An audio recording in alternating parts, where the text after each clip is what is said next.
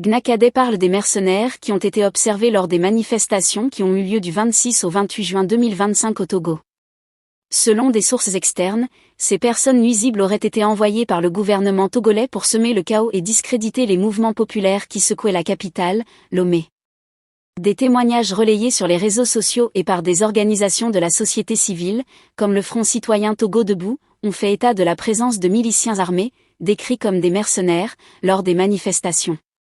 Ces individus, équipés de fusils, de bâtons et même de lianes, auraient été déployés pour semer la peur et provoquer des troubles. Selon un post publié sur X par @edem-babé le 26 juin 2025, ces miliciens auraient été lâchés par Fort Gnassingbé dans les rues de Lomé contre des manifestants pacifiques. Une autre publication, attribuée à @farida-baen, affirme que le régime aurait payé 150 000 francs CFA à ces milices pour agresser les manifestants, allant jusqu'à blesser ou tuer ceux qui réclamaient la fin de l'oppression. Ces manifestations, marquées par une répression brutale, ont vu des foules de jeunes Togolais, soutenus par des influenceurs et des artistes de la diaspora, descendre dans les rues pour dénoncer la mainmise de Fort Gnassingbé sur le pouvoir, la crise économique et une réforme constitutionnelle controversée. Ce texte explore en profondeur le rôle présumé des mercenaires dans ces événements, leur impact sur la population et les implications politiques dans un pays où la famille Gnassingbé règne depuis près de 6 décennies. Contexte des manifestations, un peuple à bout de souffle. Depuis l'adoption d'une nouvelle constitution en avril 2024, le Togo a basculé dans un régime parlementaire où Fort Gnassingbé, au pouvoir depuis 2005 après avoir succédé à son père, Gnassingbé Eyadema, s'est vu attribuer le rôle de président du Conseil des ministres, une fonction sans limitation de mandat. Cette réforme, perçue par l'opposition comme un coup d'État constitutionnel, a cristallisé les frustrations d'une population confrontée à la hausse du coût de la vie, au chômage des jeunes et à la répression des voix dissidentes. Les manifestations des 26, 27 et 28 juin 2025, bien que déclarées illégales par les autorités, ont mobilisé des milliers de Togolais, particulièrement dans les quartiers populaires de Lomé comme Bay, Adakpamé et Akodessoa. Ces manifestations n'étaient pas isolées. Elles faisaient suite à des mobilisations antérieures, notamment celle des 5 et 6 juin, déclenchées par l'arrestation du rappeur Amron, une figure critique du régime. Les appels à descendre dans la rue, relayés par des influenceurs tels que Zaga Bambo depuis la diaspora, ont galvanisé une jeunesse togolaise lasse de l'immobilisme politique et des conditions de vie précaires. Cependant, ce qui aurait dû être une expression pacifique du mécontentement populaire a été entaché par des actes de violence attribués, selon plusieurs sources, à des mercenaires infiltrés parmi les manifestants. Les mercenaires, une ombre sur la contestation.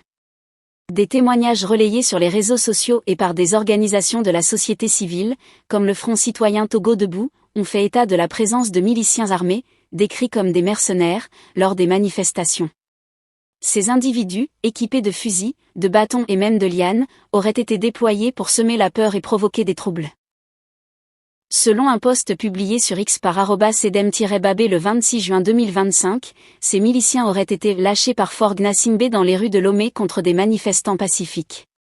Une autre publication, attribuée à @farida-baen, affirme que le régime aurait payé 150 000 francs CFA à ces milices pour agresser les manifestants, allant jusqu'à blesser ou tuer ceux qui réclamaient la fin de l'oppression.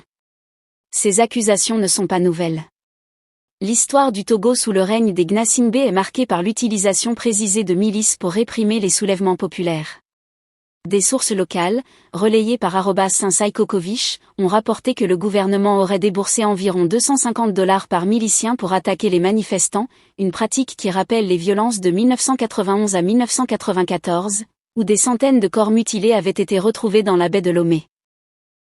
Ces milices, souvent recrutées parmi des groupes ethniques loyaux au régime ou parmi des mercenaires étrangers, opèrent en marge des forces de l'ordre officielles, ce qui permet au gouvernement de nier toute responsabilité directe dans les exactions. Une répression brutale et des conséquences tragiques. Les manifestations des 26 au 28 juin ont été marquées par une répression d'une violence inouïe. Selon Le Monde, au moins 7 personnes ont été tuées et des dizaines d'autres blessées, certaines grièvement, nécessitant des interventions chirurgicales pour des fractures causées par des coups de matraque ou des tirs.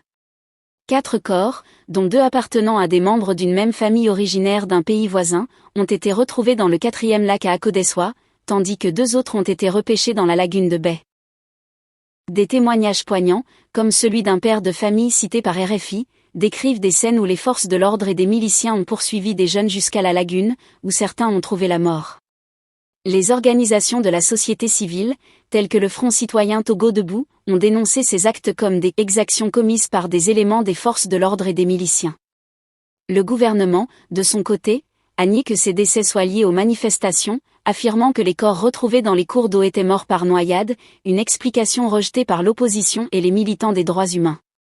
Ces derniers ont appelé à une enquête internationale pour faire la lumière sur les circonstances de ces morts et sur le rôle des miliciens dans la répression. Le rôle des mercenaires, stratégie de chaos ou diversion? L'utilisation de mercenaires dans les manifestations togolaises soulève des questions sur les intentions du régime. Selon certains analystes, ces miliciens auraient été déployés pour discréditer les manifestations en les faisant passer pour violentes, justifiant ainsi une répression accrue.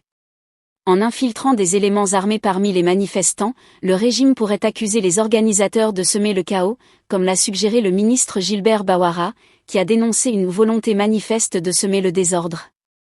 Cette stratégie permet également de détourner l'attention des revendications légitimes des manifestants, qui incluent la fin de la répression, la libération des prisonniers politiques et le retour à une gouvernance démocratique.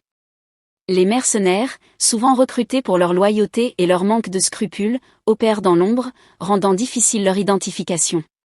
Cependant, des vidéos circulant sur les réseaux sociaux, mentionnées par @titiba12, montreraient des miliciens poussant des manifestants vers la mort dans la lagune de Bai, alimentant l'indignation populaire.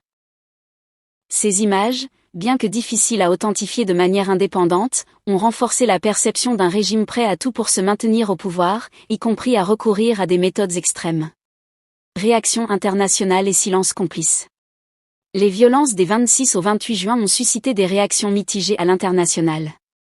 Des organisations comme Amnesty International ont dénoncé des cas de torture et d'arrestations arbitraires lors des manifestations précédentes, tandis que le Front citoyen Togo Debout a exigé une enquête internationale. Cependant, la communauté internationale, y compris la France, partenaire historique du Togo, a été critiquée pour son silence. Nathanaël Olympio, leader du Parti des Togolais, a accusé l'État français de fermer les yeux sur les dérives du régime, soulignant que Faure Gnassingbé continue d'être reçu à l'Élysée avec les honneurs. Ce silence contraste avec l'activisme de la diaspora togolaise, qui a joué un rôle clé dans la mobilisation. Des figures comme Zaga Bambo, basée en France, ont utilisé des plateformes comme TikTok pour dénoncer la répression et appeler à la désobéissance civile. Ces voix, amplifiées par les réseaux sociaux, ont contribué à maintenir la pression sur le régime, malgré les coupures d'Internet signalées dans plusieurs régions du Togo pendant les manifestations. Un passé qui se répète. L'utilisation présumée de mercenaires par le régime de Faure Gnassingbé s'inscrit dans une longue histoire de répression brutale au Togo. Sous le règne de Gnassingbé Eyadema, le père de l'actuel président, des milices ont été utilisées pour mater les soulèvements populaires, notamment lors des rébellions de 1991 à 1994. À l'époque, des centaines de corps mutilés avaient été retrouvés dans les eaux de Lomé, une tactique macabre qui semble se répéter aujourd'hui. Cette continuité entre père et fils, dénoncée par certains comme une spécialité de l'armée togolaise, alimente le sentiment que le régime est prêt à tout pour maintenir son emprise. Les manifestations de 2025, bien que marquées par la violence, témoignent également d'un réveil de la jeunesse togolaise. Comme l'a déclaré David Dosset, porte-parole du Front citoyen Togo Debout, le mur de la peur est en train de se fissurer. Cependant, la présence de mercenaires et la répression qui en découle risquent de freiner cet élan, en semant la peur et en décourageant les manifestations futures. Perspectives et défis pour l'avenir. Les événements des 26 au 28 juin 2025 ont mis en lumière les défis auxquels est confrontée l'opposition togolaise. Face à un régime qui dispose de ressources considérables, y compris des milices et des forces de l'ordre, les manifestants doivent trouver des moyens de maintenir leur mobilisation tout en évitant les pièges tendus par les mercenaires. Les appels à la désobéissance civile, lancés par l'opposition et la société civile, pourraient ouvrir la voie à de nouvelles formes de résistance, mais elles nécessiteront une coordination accrue et un soutien international. Pour les Togolais, la lutte pour la démocratie et la justice sociale reste semée d'embûches. Les mercenaires, qu'ils soient locaux ou étrangers, incarnent l'un des outils les plus sombres du régime pour étouffer la contestation. Leur présence dans les rues de Lomé en juin 2025 rappelle que le chemin vers le changement au Togo est non seulement long, mais aussi périlleux. Pourtant, la détermination des manifestants, portée par une jeunesse audacieuse et des voix de la diaspora, laisse entrevoir un espoir, celui d'un Togo libéré de l'ombre des Gnassingbé et de leurs milices. Gnakadé parle des mercenaires qui ont été observés lors des manifestations qui ont eu lieu du 26 au 28 juin 2025 au Togo. Selon des sources externes, ces personnes nuisibles auraient été envoyées par le gouvernement togolais pour semer le chaos et discréditer les mouvements populaires qui secouaient la capitale, Lomé. Des témoignages relayés sur les réseaux sociaux et par des organisations de la société civile, comme le Front citoyen Togo Debout, ont fait état de la présence de miliciens armés, décrits comme des mercenaires, lors des manifestations. Ces individus, équipés de fusils, de bâtons et même de lianes, auraient été déployés pour semer la peur et provoquer des troubles. Selon un post publié sur X par @edem-babé le 26 juin 2025, ces miliciens auraient été lâchés par Fort Gnassingbé dans les rues de Lomé contre des manifestants pacifiques. Une autre publication, attribuée à @farida-baen, affirme que le régime aurait payé 150 000 francs CFA à ces milices pour agresser les manifestants, allant jusqu'à blesser ou tuer ceux qui réclamaient la fin de l'oppression.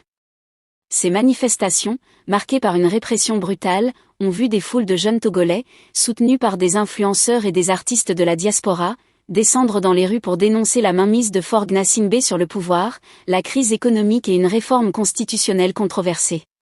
Ce texte explore en profondeur le rôle présumé des mercenaires dans ces événements, leur impact sur la population et les implications politiques dans un pays où la famille Gnassingbé règne depuis près de 6 décennies. Contexte des manifestations, un peuple à bout de souffle.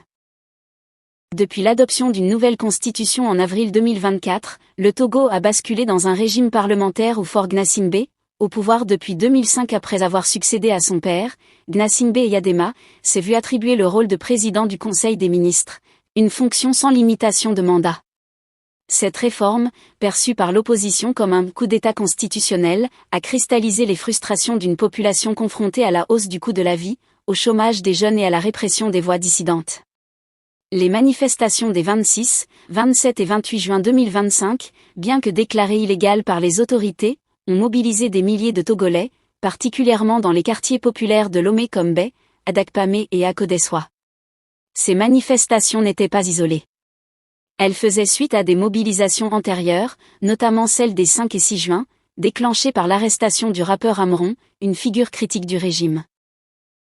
Les appels à descendre dans la rue, relayés par des influenceurs tels que Zaga Bambo depuis la diaspora, ont galvanisé une jeunesse togolaise lasse de l'immobilisme politique et des conditions de vie précaires. Cependant, ce qui aurait dû être une expression pacifique du mécontentement populaire a été entaché par des actes de violence attribués, selon plusieurs sources, à des mercenaires infiltrés parmi les manifestants. Les mercenaires, une ombre sur la contestation.